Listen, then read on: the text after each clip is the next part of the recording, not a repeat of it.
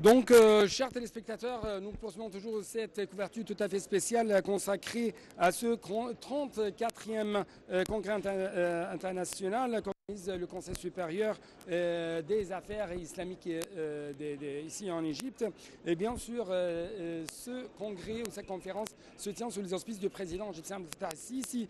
Le thème cette année, c'est le cyberspace et les moyens modernes du discours religieux entre usage rationnel et déviation.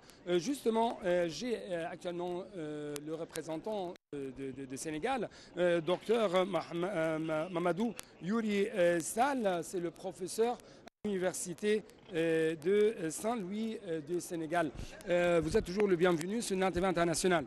Merci beaucoup et à tous les téléspectateurs de la chaîne internationale. Merci beaucoup pour cette interview. Ma première question porte sur le thème. Il y a toujours des opportunités, mais aussi des défis. Donc, quand on parle du discours religieux sur le cyberspace, donc, comment vous avez vu tout d'abord les défis? Oui, il y a beaucoup de défis.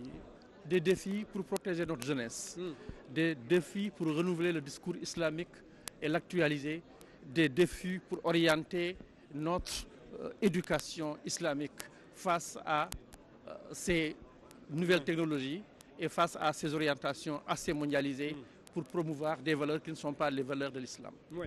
Et de l'autre côté, il y a toujours des opportunités, comme on a vu pendant cette première séance de cette conférence. Il y a toujours ce qu'on appelle comment nous pouvons enrichir le cyberespace par les activités islamiques, à travers quand même chansons islamiques, à travers des discours religieux et ainsi de suite. Donc, est-ce que vous pouvez parler un peu plus des opportunités?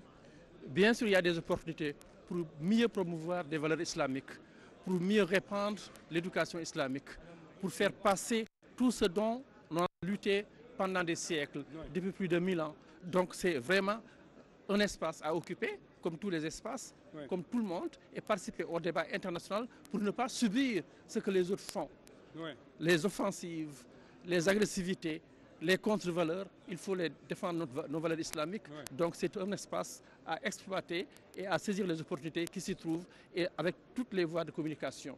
Docteur Mohamed Mokhtar Gouma, le ministre égyptien de Waqf, bien sûr, a dit qu'il faut augmenter, qu'il faut faire une sorte d'extension en ce qui concerne les activités islamiques au sein des mosquées. Non seulement les mosquées ne doivent pas être un lieu de culte ou un lieu de rituels seulement, mais aussi un lieu, si je peux dire, des activités concernant les familles, les jeunes, les enfants.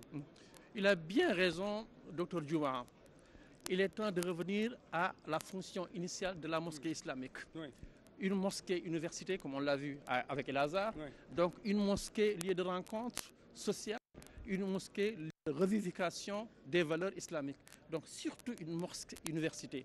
C'est ça, on doit répandre l'ensemble des enseignements, l'ensemble de l'éducation islamique à partir de la mosquée. Donc revenir à la fonction initiale de la mosquée et la raison, il faut qu'on ressaisisse et qu'on revienne à l'orthodoxie initiale de l'islam.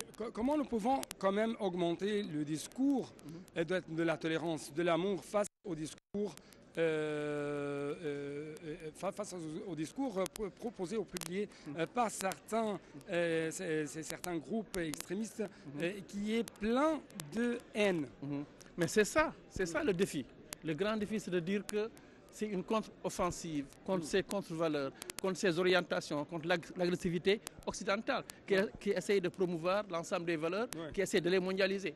Et les valeurs islamiques sont là. Donc il faut être présent dans l'espace et remettre la mosquée au centre des préoccupations et redonner à la mosquée sa fonction initiale. Et le discours islamique, à partir de la mosquée, qui devient une mosquée université, va se répandre avec la scientificité et l'objectivité qu'on connaît depuis le début de l'islam. Et c'est ça qui va nous sauver, qui va sauver notre jeunesse. Sinon, l'espace va occupé par d'autres, notre jeunesse sera vraiment agressée et va perdre son éducation islamique. Et là, l'islam de l'avenir va faiblir.